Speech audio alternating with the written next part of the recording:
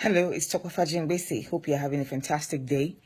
And today I want to talk about keeping it simple. Yes, keeping it really simple. Sometimes this life can be so complicated, and you find out that half of the things you're worrying about you don't even need. Seriously, that you don't need. How long are you going to live? Okay, let's say give or take you live 100 years. Whatever you are sweating about today, is it really important for the 100 years you're going to spend on this earth? I used to live in a 4-bedroom, 3.5 bath, 2-car garage house by myself. By myself. And I just realized that, what am I doing? This is insane. How is it possible that only me, I'm going to sleep in this whole big house? And I was not even happy being there. That's the worst part. I wasn't happy. I had this huge mortgage, this huge debt for a house that I didn't need the space.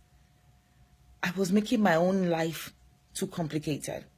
I moved out of that house, I think it was 2013 or 2014, 2013.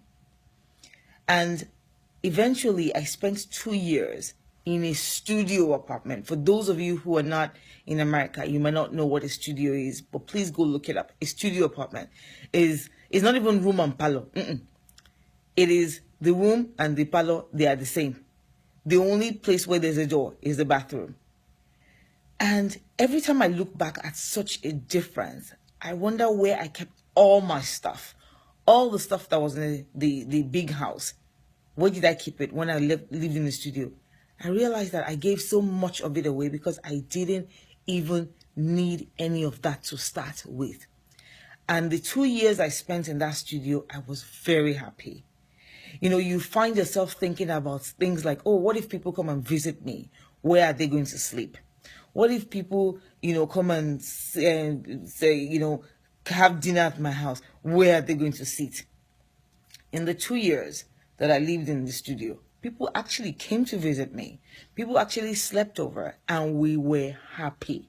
There was a time my older sister came and my younger sister came, and they came with 4 kids.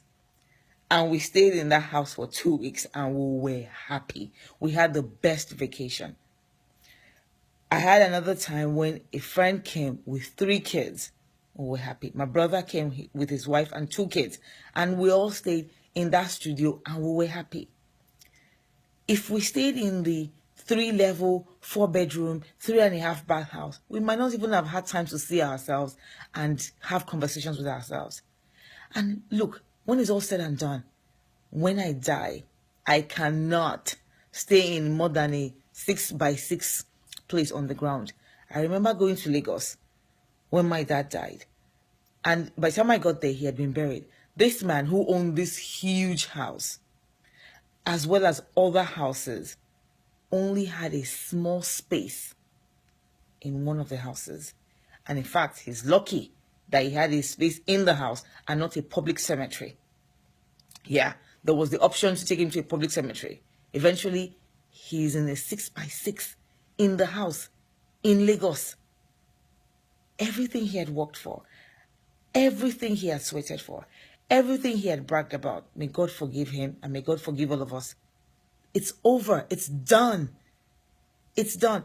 In actual fact, when my dad died, he had a deposit on a house he was about to build again in Ijebu that never came to fruition. We don't even have the deposit of that house back now. So what is it that we're running after? Because eventually, it's not going to benefit you. Whatever you spend your time running after right now, let it be something that will benefit you, especially in the house that you spend the most time in, which is the grave. I read a story this morning about the 3rd Caliph of Islam, Uthman. That Uthman, he was standing by the graveside at some point during his life, and he was just crying. And somebody said, why are you crying? You who is doing all these good things, why are you crying? He said, I'm standing looking at the grave because this is where a lot of people, whether you get it right or you get it wrong, this is where you will know. This is that holding point where if you didn't get it right, you're going to know that eternity is going to be bad. So, think about it and prepare for it. that big 25-room mansion, that big even 6-room mansion that you think you have in Texas, in California, in Maryland, in Lagos, in Lekki, wherever, it's not going to serve you. What is going to serve you are the simple things you do, the lives that you sow into, the charity that you give, the service that you do to your God, to your soul, to humanity. That is what we need to focus time on. And if you look at the people that they are the happiest, one of the people that I really envy a lot is my uncle, Professor. But I must say, I get to his house, very simple. I look at his clothes, very simple. I look at his diet, very simple. Why are we making our lives complicated? Why are we allowing the TV, the adverts, and everything to ruin our day and to ruin our investment? Stop allowing this consumer culture that has consumed the world to consume you. May God bless you, and may God make you make it simple.